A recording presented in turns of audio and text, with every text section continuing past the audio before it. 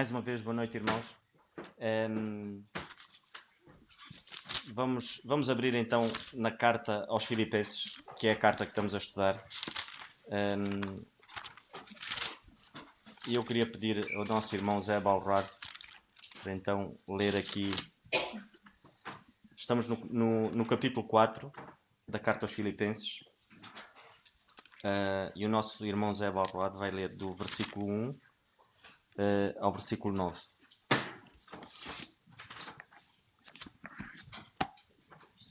Irmãos, diz assim a palavra do Senhor. Portanto, meus amados e muito queridos irmãos, minha alegria e coroa, estai assim firmes no Senhor, amados. Roga a Evódia e roga a Síntique, que sintam o mesmo no Senhor.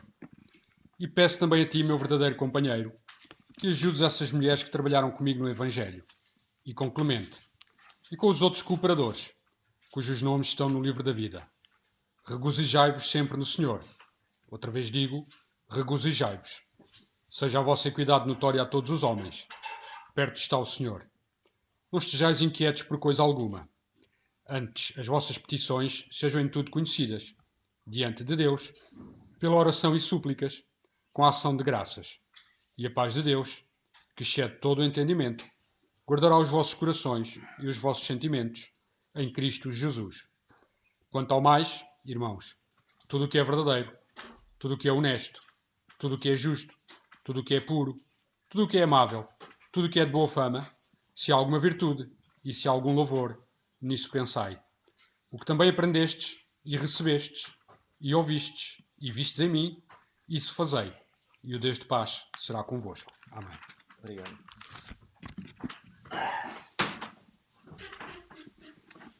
Irmãos, antes de passar a palavra ao nosso irmão Daniel, tenho um pequeno pensamento para partilhar convosco.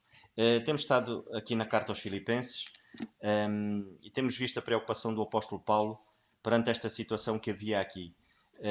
No versículo 2, onde, mais uma vez, lendo o versículo 1 e o versículo 2 e 3, onde a preocupação dele, de facto, era que houvesse união, que houvesse o mesmo sentimento, e que não houvesse aquilo que se estava a passar ali, que era uma divisão. E então a palavra do Senhor diz-nos, vou só ler estes 3 versículos mais uma vez. Portanto, meus amados e muito queridos irmãos, minha alegria e coroa, estai assim firmes no Senhor, amados. Rogo a Evódia e rogo a Síntique que sintam o mesmo no Senhor. E peço também a ti, meu verdadeiro companheiro, que ajudes essas mulheres que trabalham comigo no Evangelho. Ia ficar só por aqui. Peço desculpa por falar mais uma vez neste assunto, mas acho que é muito importante. A preocupação do apóstolo Paulo, neste caso aqui, era que aquelas irmãs se dessem bem. Havia ali uma situação que não estava bem, havia ali uma divisão, havia ali um desacordo, um desentendimento, e daí a preocupação dele de pedir ajuda a um irmão para que as pudesse ajudar. Ele fala primeiro diretamente com elas, depois então pede ajuda a um irmão. Vemos que muitas das vezes nós na obra do Senhor parece que não entendemos bem o que é que andamos aqui a fazer. E dá-me a impressão que estas duas irmãs, que elas trabalhavam na obra do Senhor com o apóstolo Paulo, e certamente elas fizeram coisas na obra, certamente elas foram utilizadas e trabalharam fervorosamente. Mas muitas das vezes nós não entendemos o que é que estamos aqui a fazer. Muitas das vezes não entendemos qual é o objetivo de podermos trabalhar para o Senhor. E muitas das vezes não entendemos aquilo que o Senhor faz nas nossas vidas. Para além de fazer na igreja em si, aquilo que Ele faz nas nossas vidas. Há uma passagem que eu queria compartilhar convosco em Marcos. Podemos abrir em Marcos, no capítulo 6, no Evangelho de Marcos, no capítulo 6. E acho que todos já conhecem esta passagem. E o versículo, eu queria me focar só no versículo 52. Mas, resumidamente, esta passagem aqui, que é quando o Senhor Jesus Cristo anda por cima das águas. Ou seja, e nós vemos nitidamente que os discípulos, que foram sozinhos, o Senhor Jesus Cristo depois foi ter com eles, né? Mas só que a única diferença é que eles foram de barco e o Senhor Jesus Cristo foi andar em cima da água. E vemos que eles ficaram, no versículo 50, diz-nos assim a palavra: porque todos o viam e perturbaram-se, mas logo falou com eles e disse-lhes: tendes bom ânimo, sou eu, não temais. No versículo 49, eles até pensaram que era um fantasma, e a palavra do Senhor diz-nos assim, no 49, no versículo 49. Mas quando eles o viram andar sobre o mar, cuidaram que era um fantasma e deram grandes gritos. Nós vemos que estas duas irmãs aqui, que de facto estavam em conflito, a obra é de quem? É nossa ou é do Senhor? Nós vimos aqui que estes discípulos aqui, eles estavam apavorados. Quando, momentos antes, o Senhor Jesus Cristo tinha feito um milagre tremendo. E eles, logo depois, eles apavoraram-se. Porquê? Nós vemos nitidamente, e esta passagem aqui é muito clara, no versículo 32 diz assim: pois não tinham compreendido o milagre dos pães, antes o seu coração estava endurecido. Ou seja, eles não perceberam nada daquilo que o Senhor Jesus Cristo tinha feito antes. O seu coração estava endurecido. Quando o Senhor Jesus Cristo logo a seguir faz outro milagre, eles não percebem. E ficam apavorados. A palavra de Deus diz que eles ficaram apavorados. Nós vemos que estas duas irmãs aqui, se calhar, tinham o coração endurecido. Como tinham estes discípulos, que não entenderam o milagre que o Senhor Jesus Cristo... A palavra de Deus é muito clara e diz que eles não entenderam o milagre que o Senhor Jesus Cristo tinha feito. E nós vemos que estas duas irmãs não estavam a entender o que é que estava em causa ali. Ainda esta semana na televisão, eu e a Wanda vimos alguém dizer assim, agora por causa desta situação das eleições e não sei o quê, e alguém de um partido diz assim, o mais importante é aquilo que nos une e não aquilo que nos separa. Ele dizia isso, que o mais importante era aquilo que os unia e não aquilo que os separava. Irmãos, aqui na casa do Senhor, o que é que nos une? O que é o mais importante que nos une aqui? É o irmão Zé, o irmão Joaquim, o irmão Fernando, o irmão Carlos, ou é o Senhor? O que é que nos une aqui? Eu acho que estas duas irmãs aqui, Evódia e Cíntia, elas não tinham foco. Ou seja, o coração delas estava tão endurecido que elas não conseguiram perceber o que as unia ali. O que nos une, irmãos, é o amor do Senhor Jesus Cristo. O Senhor Jesus Cristo nunca falhou. Nunca. Os homens falham. Não há aqui ninguém que possa dizer, eu não falho. Não há aqui ninguém. Ao dizer isso já está a falhar. E nós vemos que estas duas irmãs aqui, o sentimento delas não era o mesmo. Não era. Porque quando o nosso sentimento é o mesmo, é no Senhor. Então o nosso sentimento é o mesmo. Porque o nosso foco está no Senhor. Ou seja, aquilo que nos une é muito mais forte do que aquilo que nos pode separar. O que é que nos pode separar? É um coração endurecido, muitas das vezes pela mágoa, pela ira, por tanta coisa má.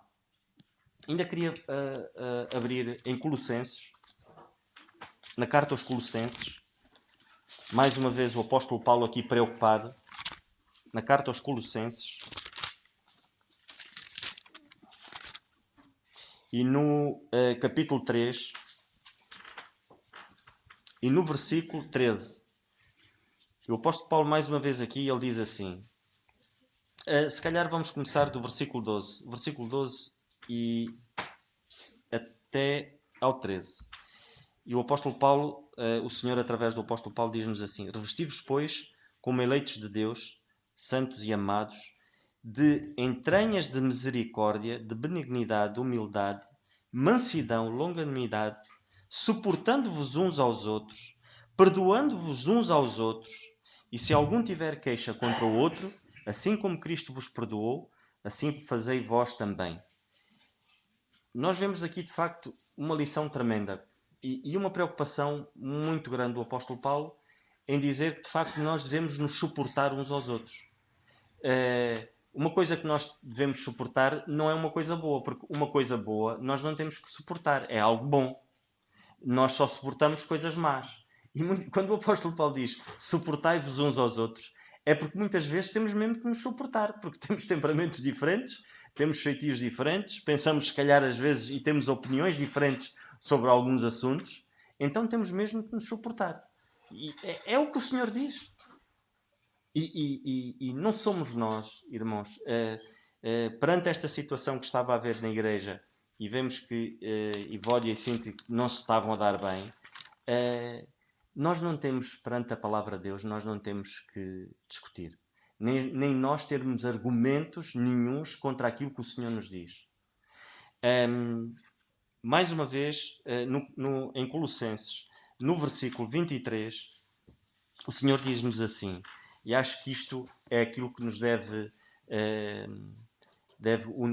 unir o nosso, ou seja, deve munir o nosso coração deste sentimento. No versículo 23 do mesmo capítulo de Colossenses, no capítulo 3, o versículo 23 diz assim: E tudo quanto fizerdes, fazei de todo o coração como ao Senhor, e não aos homens. Eu queria terminar com este versículo, porque acho que a chave está aí. Se nós estivermos aqui na obra do Senhor, e se estivermos todos com o mesmo sentimento, e aquilo que a gente estiver a fazer é como se fosse para o Senhor, e não estou a fazer para agradar ninguém, mas sim ao Senhor, obviamente que um coração endurecido, quando pensa assim, começa a moldar-se de uma maneira diferente. Começamos a ver as coisas de uma maneira diferente. Não é por nada que a palavra do Senhor diz que nós devemos nos revestir do novo homem que nós somos. Cada um de nós aqui que já aceitou o Senhor Jesus Cristo é uma nova criatura. Então vamos nos revestir dela para quê? Para abandonar a velha criatura. Esse é o nosso objetivo. E que cada um de nós, de facto, faça as coisas como para o Senhor e não como para os homens. Se nós agirmos assim, certamente as coisas vão funcionar de outra maneira. E vamos estar mais unidos, com o mesmo sentimento e com o mesmo objetivo. Que possamos pensar nisso, irmãos. Vou passar a palavra agora ao nosso irmão Daniel, que ele certamente também trará...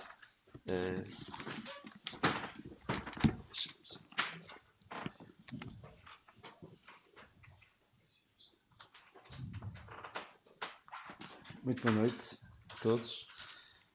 Gostava de me deter, depois destes pensamentos do nosso irmão Fernando, gostava de me deter um pouco ainda nestes 2 primeiros versículos. Algumas coisas ainda ficaram por dizer, e nem que nós voltássemos sempre ao versículo 1, havia sempre muito a dizer. Queria ainda pensar um pouquinho nesta expressão que o apóstolo Paulo usa, minha alegria, que estes crentes de Filipos eram a sua alegria. Ele estava preso, Paulo, numa situação muito difícil. E quando ele pensava nos filipenses, era um motivo de gozo para ele. Pensava filipenses e certamente lhe vinha um sorriso à cara, no meio de toda aquela adversidade que ele estava a passar. E será que nós somos crentes que, quando alguém pensa em nós, se alegra quando se pensa em nós? Ou será que vem à sua mente pensamentos tristes sobre o mal que nós andamos, o mal que nós fazemos, as palavras menos apropriadas que costumamos usar? Ou será que somos pessoas que realmente causamos alegria aos outros crentes? Estes filipenses eram. No meio daquelas adversidades, no meio daquela situação tão difícil em que o apóstolo Paulo se encontrava, os filipenses eram pessoas que lhe traziam alegria.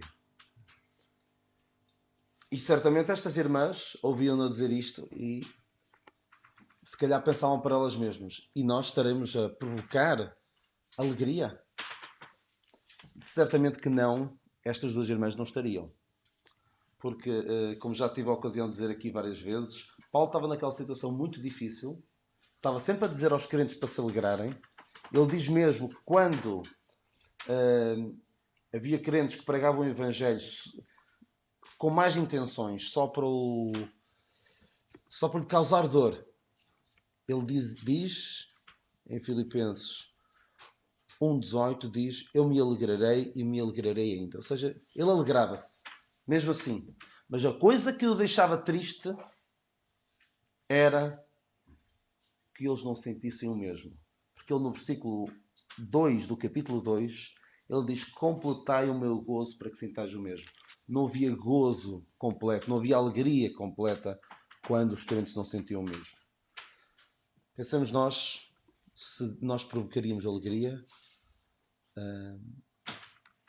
ao apóstolo Paulo, se provocaríamos alegria ao nosso Senhor Jesus Cristo, será que há aquela passagem de Isaías 53 em que diz, Isaías 53:11, o trabalho da sua alma ele verá e ficará satisfeito.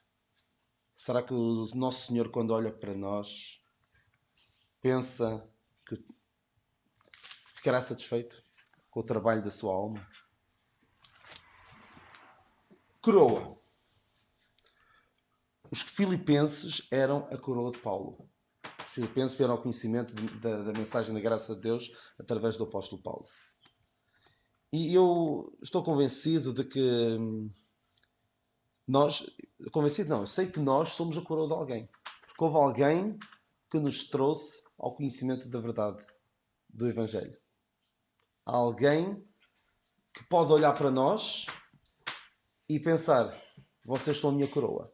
Vocês são a maior razão que eu tenho para me alegrar, para me orgulhar, no bom sentido. Será que somos mesmo? Será que somos mesmo pessoas que quem nos trouxe, quem nos levou ao Senhor, poderá dizer: realmente, eu tenho orgulho nesta pessoa. Eu fico contente, fico felicíssimo por ter trazido esta pessoa ao conhecimento do Evangelho da graça de Deus. De facto, ela é uma pessoa extraordinária, é uma pessoa que está a fazer um trabalho muito produtivo para o Senhor, está a viver verdadeiramente para o Senhor. Ou será que somos daquele tipo de pessoas que, se eu soubesse o que sei agora, se calhar nem lhe tinha falado do Evangelho? Claro, isto com os devidos parentes, com as devidas aspas. Será que somos o tipo de pessoas que não acrescentamos nada à obra de Deus? Será que somos mesmo uma coroa? E sobre a coroa, eu creio que Paulo dizia que estes filipenses eram a sua coroa. Eram as pessoas. As pessoas que Paulo tinha influenciado, que tinha influenciado positivamente, para os quais Paulo tinha sido uma bênção. Essas pessoas eram a sua coroa. A coroa não vamos ganhar coroas mediante, como alguns gostam de passar a ideia, é mediante aquilo que nós sabemos. O que aprendemos muito da Bíblia. O muito que sabemos da Bíblia é que nos vai proporcionar um dia coroas. Não creio. Nem mesmo coroas mediante as discussões que nós tínhamos ganho com os descrentes, com os testemunhas de Jeová, com os adventistas ou com outros crentes. Não é isso que nos vai proporcionar coroas. É, isso sim, se influenciarmos positivamente a vida dos outros, levando-lhes o Evangelho a eles ou edificando a sua fé. E Paulo fala, a dada altura aos Tessalonicenses, ele fala também sobre a coroa. E diz ele então, 1 Tessalonicenses 3,19, por qual é a nossa esperança, ou gozo, ou coroa de glória? Porventura não o sois vós também, diante de nosso Senhor Jesus Cristo na sua vinda? Eram os crentes eram a sua coroa, eram a sua coroa já. E nós devemos estar preocupados não tanto no que é que vamos ganhar um dia, na eternidade, mas devemos estar preocupados em influenciar positivamente a vida daqueles que nos rodeiam, levando-lhes a mensagem da graça de Deus e fortalecendo a sua fé, exortando às boas obras, no fundo, contribuindo para que aqueles que nos rodeiam sejam melhores crentes. E ele continua e diz: estai assim firmes no Senhor, amados. Para Paulo era muito importante que os crentes estivessem firmes. Ele quase que diz, ainda nesta mesma passagem de Tessalonicenses, quase que diz que se vocês não estiverem firmes, nem me vale a pena continuar a viver. Porque ele diz em Filipenses 3,8, porque agora vivemos se estáis firmes no Senhor. São palavras fortes de ouvir. Paulo, por assim dizer, perderia a sua razão de viver se soubesse que os crentes estavam não estavam firmes no Senhor, estavam oscilando na sua fé, estavam a dar passos para trás na sua fé. E pensemos nós também. Se seremos pessoas firmes no Senhor ou se somos pessoas firmes nas outras pessoas, depositamos a nossa confiança nas outras pessoas. Se somos pessoas que não somos firmes, ou seja, deixamos levar por qualquer vento de doutrina, como é que somos? Como é que está a nossa firmeza? E ele diz: rogo a Evódia e rogo a Síntique. Sobre este diferente que havia entre estas duas irmãs, Paulo podia perfeitamente chegar aqui e dizer: minhas amigas, vocês entendam-se. Eu ordeno-vos que vocês se entendam. Mas não. Ele podia usar da sua autoridade e dizer: vocês têm de se entender. Ponto final. Não, ele rogo. Ele pede. Ele não usa aqui de agressividade. Usa de, como disse há 2 semanas, de diplomacia. Ele podia perfeitamente chegar ali e ordenar. Mas o Paulo tinha este tato de, ao lidar com situações difíceis, preferir conquistar as pessoas pelo bem do que pela força, pela agressividade. E nós vemos isso de uma forma extraordinária quando ele escreve a Filémon. Quando ele escreve a Filémon, também havia ali uma situação muito delicada do escravo de Filémon, o Onésimo, que tinha fugido, se tinha convertido através do apóstolo Paulo nas suas prisões. Lá está.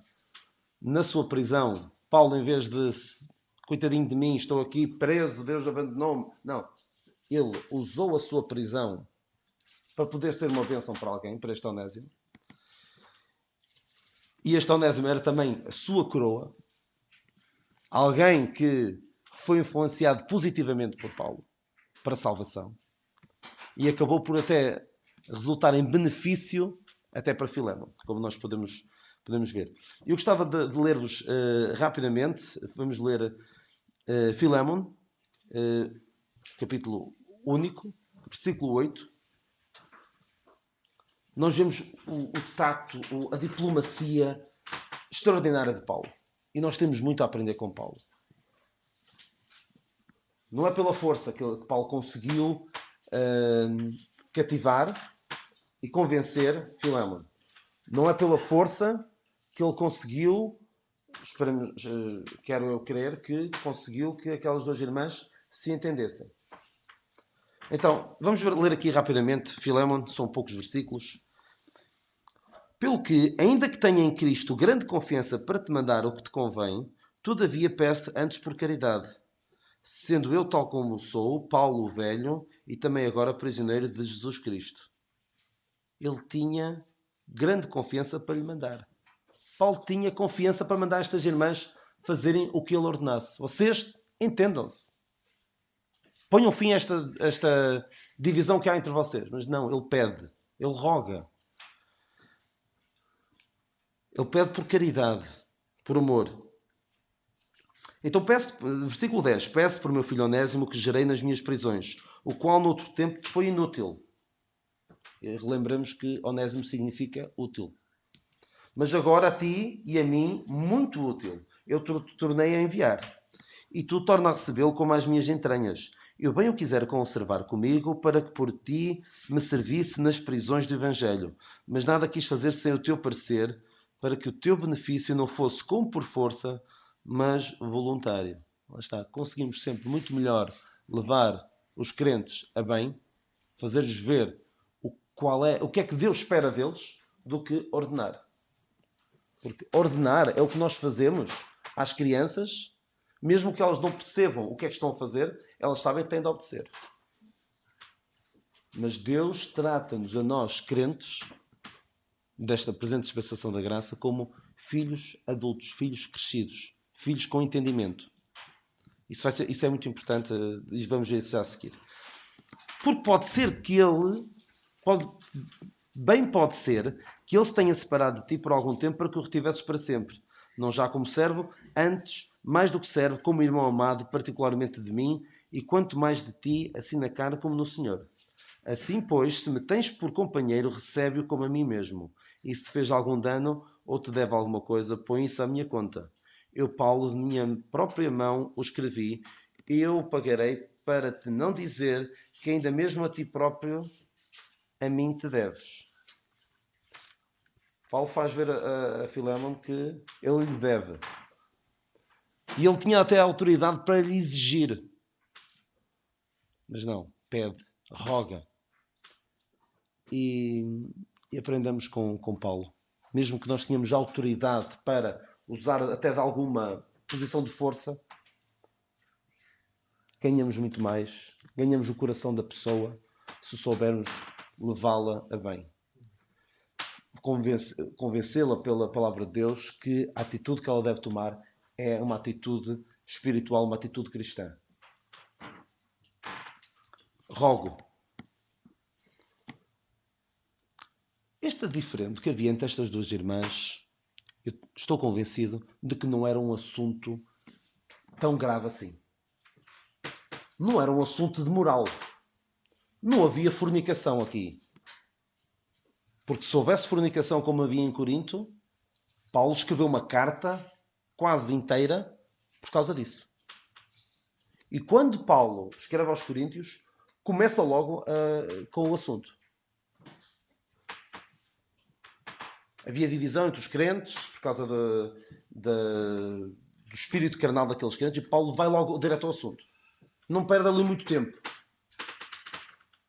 Mas Paulo aqui fala no último capítulo. Deixa para o fim este assunto. Ou seja, não devia ser um assunto de uma gravidade tão grande quanto era de Corinto.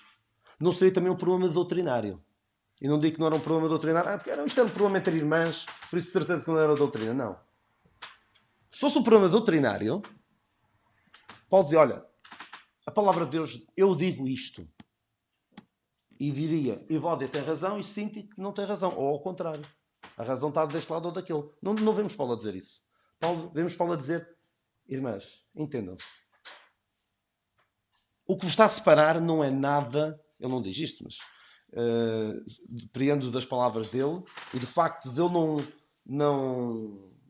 de perceber, pelo que ele diz, que não era um assunto de uma gravidade por aí além, um assunto secundário. Paulo diz, em face de tudo isto, do que nos espera na eternidade, entendam-se, minhas irmãs. Deixem de parte as vossas diferenças e entendam-se. Porque, queria dizer também isso, porque como dizia o irmão Nando, é mais o que nos une do que o que nos separa. E estas duas irmãs tinham de perceber isso.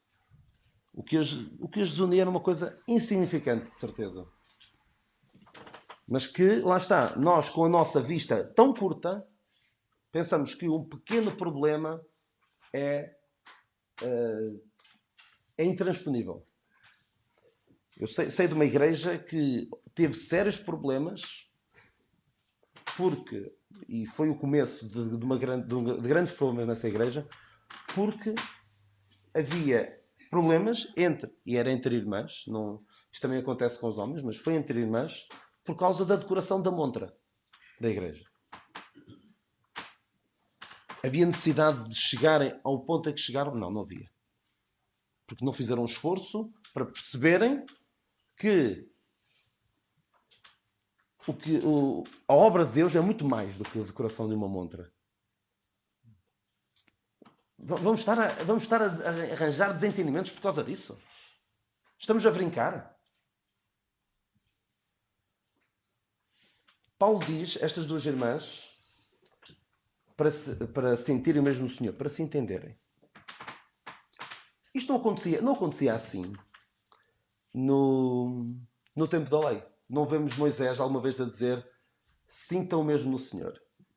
Não, eles tinham os seus diferentes entre eles e o que é que faziam? Iam a Moisés. E Moisés dizia, a lei de Deus diz isto. Portanto, tu tens razão, tu não tens razão.